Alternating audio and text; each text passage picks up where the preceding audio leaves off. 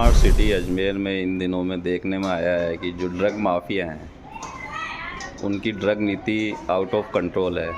इससे आम मानस जो है दुखी है और ड्रग डिपार्टमेंट इस पर कार्रवाई नहीं कर पा रहा है। इस पर आप क्या कहेंगे? वह पत्रकार महोदय, क्या आपने सवाल किया है?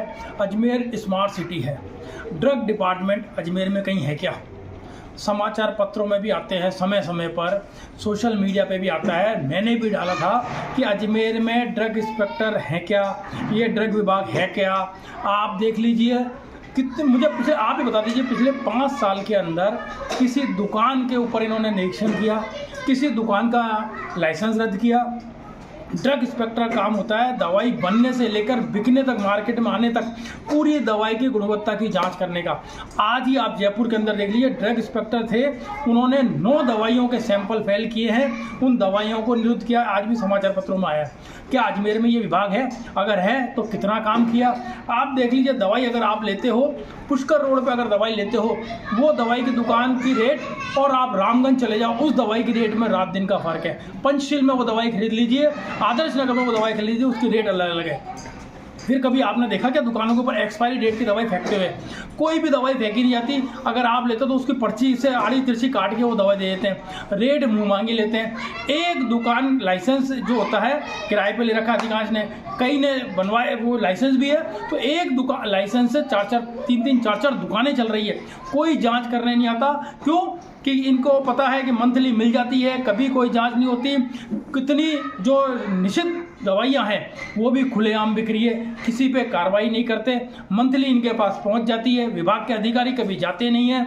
आम जनता को महंगी, बिना गुणवत्ता वाली, लेबोरेटरी में जांच करी हुई बिना उसके ये दवाइयाँ बिक रही है। बस आप चले जाइए, कई तो कहते हैं सॉल्ट नहीं है, दूसरा सॉल्ट देकर के आपको बिल्कुल बेवकूफ़ बनाते और मुंह मांगी कीमत ले रहे हैं, ना पक्का बिल दे रहे हैं। आप बता दीजिए मेरे पास आप कि किसी भी दुकान पे आपको पक्का बिल मिलता है क्या?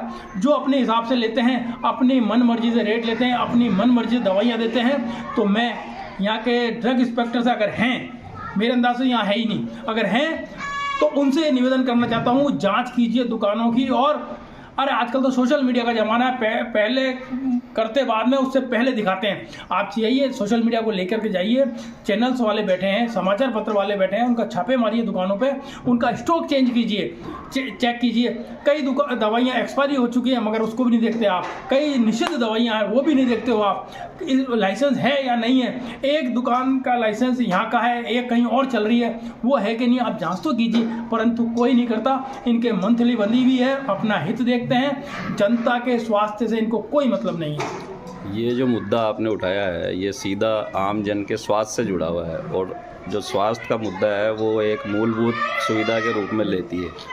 तो सिस्टम को तो इसको बिल्कुल प्रायिकता रखनी चाहिए, लेकिन जिस हिसाब से काम चल रहा है, लचरता है, तो ये आम जन के लिए कितना घातक हो सकता है आने वाले समय? देखो, सरकारें चिकित्सा और शिक्षा 2 पे ही सबसे ज़्यादा बजट पे खर्च करती है, और चिकित्सा के ऊपर सबसे ज़्यादा खर्च कर रही है। अब आप देख लीजिए, सारी दवाइयाँ सरकारी अस्पतालों के अंदर फ्री है, परंतु बाज़ारों के अंदर जो मिल रही है, इसके लिए ड्रग इंस्पेक्टर रख रखे हैं, सर जांच के लिए पूरा विभाग है, करोड़ों रुपया प्रति माह इनको तनख्वाह देते हैं, परंतु ये लोग जाते नहीं हैं। आज भी अगर मैं तो ये कह रहा हूँ, इनकी ये माफिया हैं, दवाई माफिया और ड्रग इंस्पेक्टर माफिया, ये मिलकर के जनता का शोषण कर रहे हैं, जनता के स्वास्थ्य के साथ खिलवाड़ कर रहे हैं। इनकी भी संपत्ति की जाँच होनी चाहिए। आज भी आप ड्रग इंस्पेक्टर की संपत्ति की जाँच कर लीजिए साहब, कितनी संपत्ति होगी, जितनी उनकी आय है ना, उससे कई गुना ज़्यादा होगी। ये लोग सीधा इफेक्ट डाल रहे हैं और स्वास्थ्य के साथ खिलवाड़ कर रहे हैं। ये अपनी ड्यूटी ईमानदारी से अगर निभाएं तो जो दवाई 100 रुपए की मिलनी चाहिए वो 4 रुपए में इनको मिले, परंतु ये लोग दिखते नहीं है। कितनी कौन सी कंपनी की दवाई कहाँ बिक रही है, कहाँ बन रही है, इन्हें कोई मतलब नहीं है। इनको सिर्फ अपने हित का सोचते हैं ये लोग। चलिए देखते हैं आम जन की पॉकेट पे भी असर ना पड़े और उनका स्वास्थ्य बिल्कुल सेफ रहे। आपका नाम? शैलेश गुप्ता।